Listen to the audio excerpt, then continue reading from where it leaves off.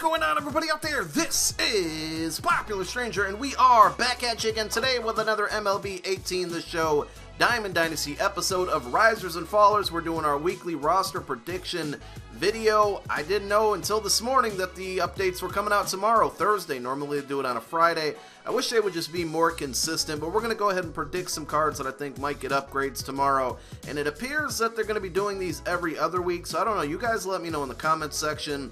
Do you want me to still put out a prediction video every week, even though the updates are every other week?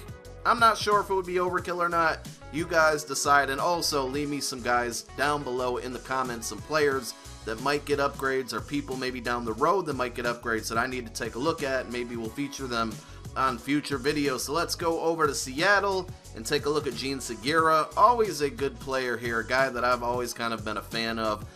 He's hitting very well for the Mariners. He's going to need to, with Cano being out for the majority of the rest of the season. 315 batting average, 62 hits on the season. That's number 4 in baseball. He's been pretty hot in the last 15 games. He's got a 362 average. We're going to talk about his splits. Against left-handed pitching, he's hitting 355. Very, very impressive. In game, his contact against lefties, only a 79.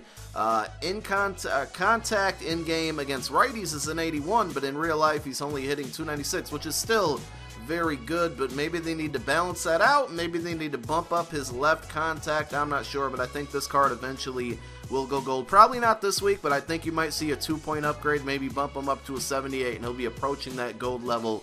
He's still well under 1,000 stubs. Go get him now. Alberto Mora Jr., a nice young player from the Cubs. I think that he has the potential to maybe go gold, but at least in the near future, silver. So go invest in him now while he's cheap. 315 batting average on the season, 40 hits, 40 hits and 127 at-bats.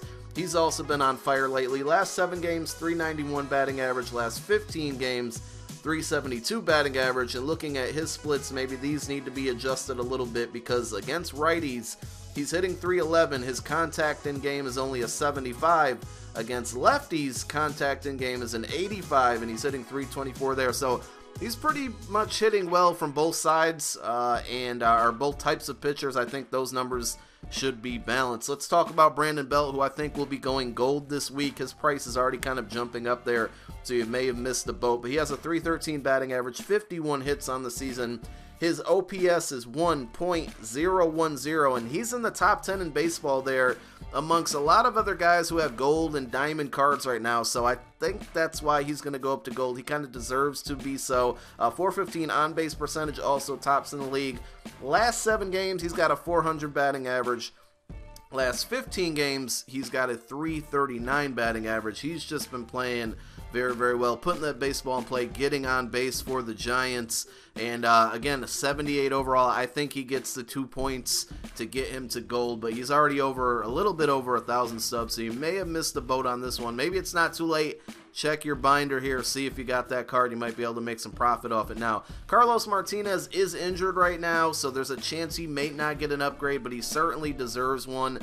1.62 ERA, number 2 in baseball behind Justin Verlander. He's only allowed 9 earned runs this entire season on 50 innings pitched. He's pitching very well. He's at the top of all statistical categories. When you look at starting pitching, his batting average against is a .183. That's number 6 in baseball, and he's also sporting a 1.08 whip. Again, he is injured right now, so there's a chance they may not upgrade him. Maybe they will, but go invest in his card, because I think he has potential to go diamond if he keeps this up. And we're going to stay in St. Louis with another pitcher, and I apologize if I'm killing his name, but Mike Mikolas, 6-0 on the season, 2.29 ERA. He has a whip of 0.98. Very impressive. Number 12 in baseball. His batting average against is 232, 46 strikeouts, so he's not really blowing people away. He's not getting a lot of strikeouts, but he's getting a lot of outs. He's not allowing a lot of earned runs, and he's winning ball games. I know wins is kind of a meaningless stat sometimes when it comes to pitching, but I think, you know, he's a bronze card right now. I think his performance thus far throughout the season warrants him to maybe get a bump up to silver, so keep a lookout on that. Some other quick cards we'll mention: JD Martinez. Actually, no, we're not talking about JD yet. Mookie Betts, and I'm just going to talk about Nolan Arenado coming up. These are 2 guys that are diamonds.